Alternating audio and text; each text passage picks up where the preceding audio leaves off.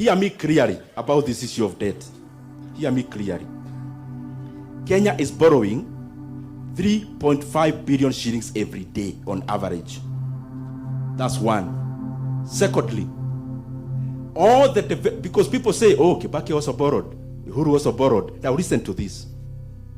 Besides that borrowing that is in the book, from this financial year, Kenya has also become clever, as Kibaki was saying. And we are now borrowing even off the book.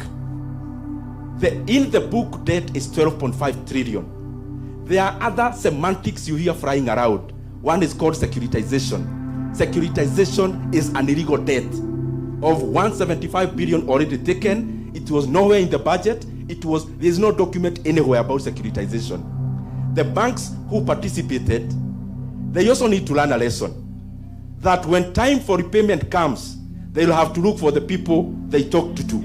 If they will not be around, they know what to do. The second debt that is illegal is called Talanta Board. The stadiums you see, Kenya borrowed 44.5 billion Kenya shillings through a board. But the interest rate for that money in 15 years, the interest rate alone is 100 billion Kenya shillings. That is why the Talanta Stadium you see, we are told the cost is 44.5 billion. The real cost is over 145 billion Kenya shillings. And I challenge anyone, including the National Treasury, challenge my figures. Because as I said yesterday, facts are like a lion. When you have a lion, you unleash it. You don't need to defend it. It will defend itself. And that is what facts do. Now, besides that, borrowing, as I finish some. Now, Kenyans will say, but we see many things, this happening. This is what I want to conclude with. Kenya is borrowing 3.5 billion every day. Is borrowing 1.25 trillion every year. That is the money President Kibaki borrowed in 10 years. But everything you see with your eyes is not part of that borrowing. The Nairobi-Nakuru expansion is not part of that debt. That is your money that you contribute to NSSF. That the government has forced NSSF to invest that money, then they'll collect their money using toll. So we need to ask government, the money you raise through infrastructure board, where is the money going to? Others will talk about Talanta Stadium.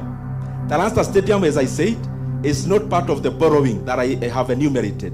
That is another illegal debt, as it happened in Senegal in the last term. The smart city you see in Nairobi happening is also not part of your revenue that you generate as taxes. That is money from South Korea. The expansion of Gongo Road that you are seeing, including the many barabara ya gorofa munaona zinajengwa, that is also not your taxes. That is Japanese money. The programs you hear the government launching, including Nyota, that they hijacked the other day, that is also not your taxes. That is money from World Bank. So the question is, as we talk about inequality, the money you are borrowing, where is it going? Thank you very much.